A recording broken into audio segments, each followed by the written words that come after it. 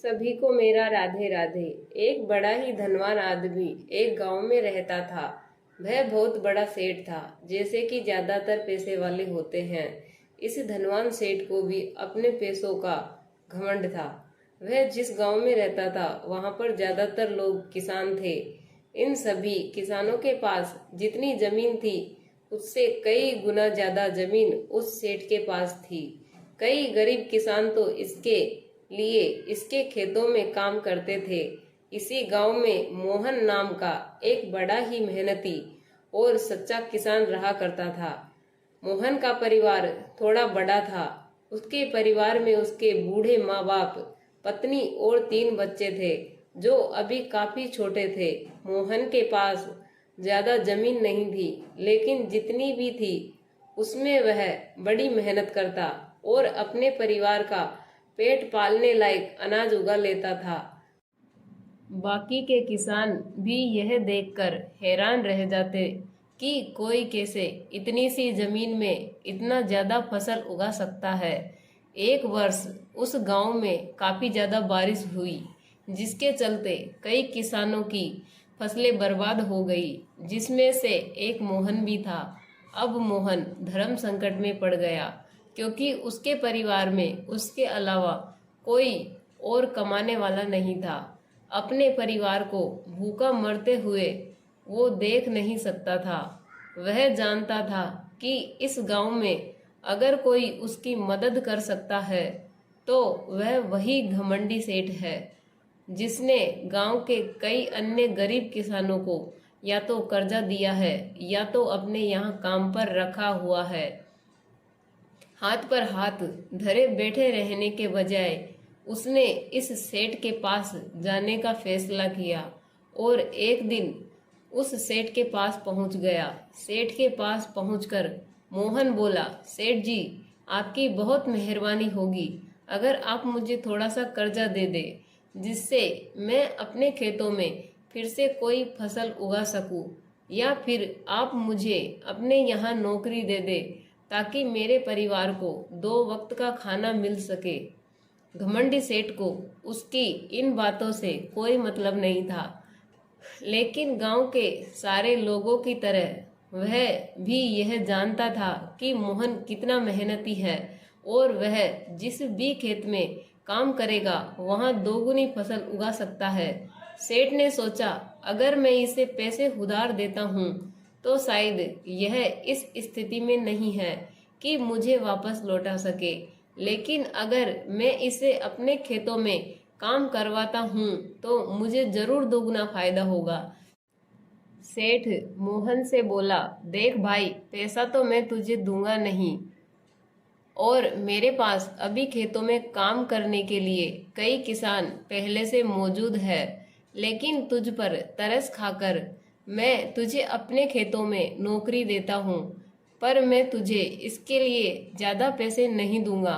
बाकी किसानों को मैं 300 देता हूँ, मैं तुझे 200 रुपये ही दे पाऊंगा। मरता क्या न करता। मोहन ने सेठ की शर्त मान ली और उसी दिन से सेठ के खेतों में काम करना शुरू कर दिया। 2 महीने तक नियमित वो सेठ के खेतों में जाकर कड़ी मेहनत करता और देखते ही देखते 4 महीने का काम उसने अपनी मेहनत से 2 महीने में ही खत्म कर दिया।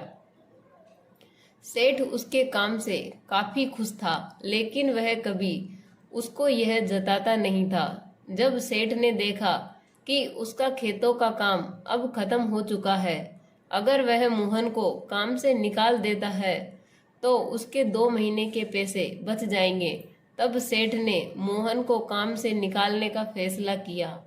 एक बार सेठ को ये विचार भी आया कि इतना मेहनती आदमी शायद उसे दोबारा ना मिले, लेकिन फिर उसने सोचा कि जब अगले साल काम आएगा तब उसे फिर से नौकरी पर रख लेगा।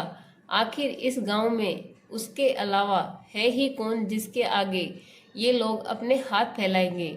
एक दिन सेठ ने मोहन को अपने पास बुलाकर उसको उस दिन का पैसा दिया और साथ में यह भी कहा कि कल से तुमको काम पर आने की जरूरत नहीं है, अब मेरे पास तुम्हारे लिए कोई काम नहीं बचा। जब मेरे पास काम आएगा तो मैं तुम्हें बुला लूंगा। यह सुनकर मोहन का दिल बैठ गया। पिछले 2 महीने में कम ही सही उसके बच्चों और परिवार के पेट में अन्न का दाना जा तो रहा था, अब वह क्या करेगा। यह सोचकर उसकी आंखों से आंसू निकल आए। मोहन ने सेठ के पैर पकड़ लिए और गिड़गिड़ाने लगा, सेठ जी मुझे काम की बहुत जरूरत है, मुझे मत निकालिए। अपने मतलब से मतलब रखने वाले सेठ टस से मस न हुआ।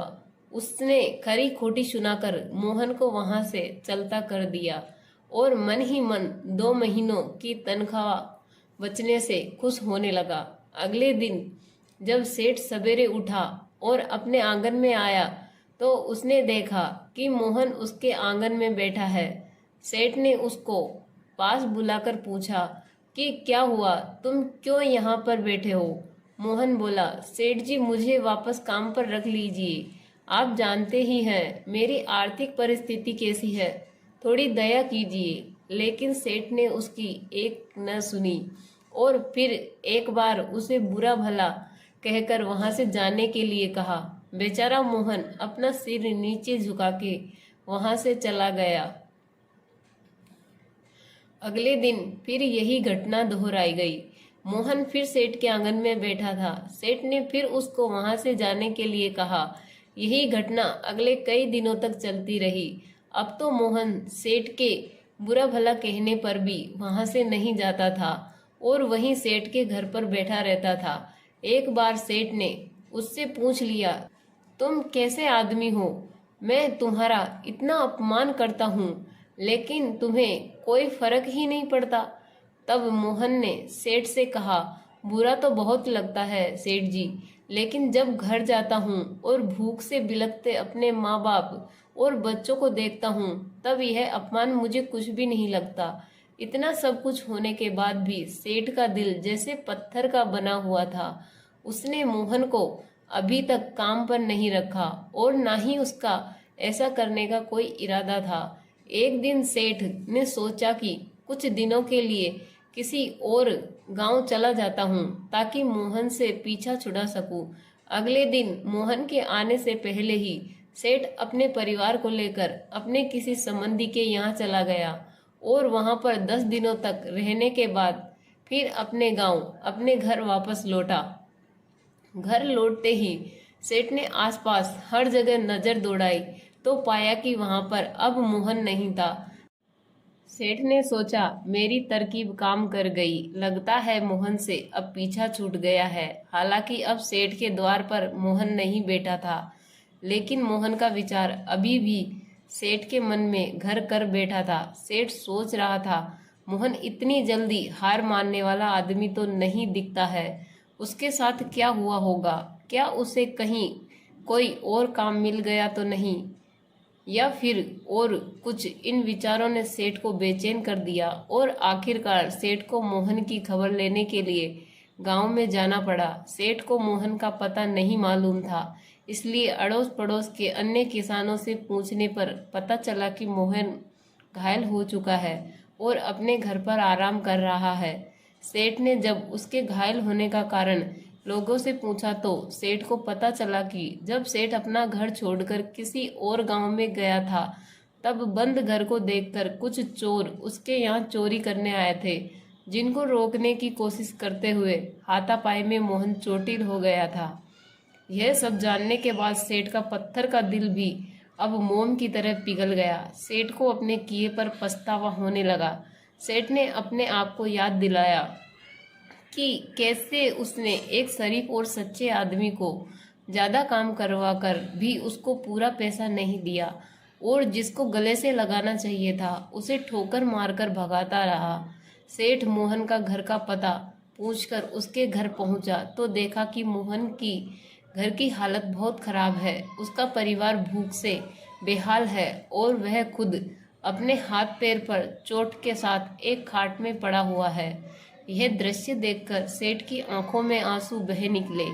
सेठ ने मोहन के पास जाकर उसे सच्चे दिल से माफी मांगी, उसको उसकी मेहनत के पैसे दिए, उसका इलाज करवाया और उसको हमेशा के लिए अपने यहाँ काम पर रख लिया। दोस्तों, इस खूबसूरत कहानी से हमें कई पाठ सीखने को मिलते हैं। पहला पाठ, अगर भगवान ने हमें दूसरों से बेहतर जिंदगी दी है तो हमें उसका फायदा नहीं उठाना चाहिए और हो सके तो जरूरतमंदों की जिंदगी में भी सुधार करने की कोशिश करनी चाहिए। दूसरा पाठ, कठिन से कठिन समय में ईमानदारी और सच्चाई का साथ कभी नहीं छोड़ना चाहिए। हाँ, यह मार्ग बड़ा कठिन है, लेकिन इसकी मंजिल तक आदमी जरूर पहुंचता है और उसका फल भी अच्छा ही मिलता है। तीसरा पाठ, जब तक हम अपने बारे में सोचना बंद नहीं करते तब तक हम दूसरे के बारे में सोच नहीं सकते और उसका दर्द नहीं समझ सकते। किसी ने खूब कहा है, खुद के लिए जिया तो क्या जिया, दूसरों के लिए जीना ही जिंदगी है। तो कैसी लगी मेरी ये कहानी? यदि पसंद आई हो तो वीडियो को लाइक करें और चैनल को सब्सक्राइब जरूर करें। वीडियो को अंत तक देखने के लिए धन्यवाद। राधे राधे। जय श्री कृष्णा।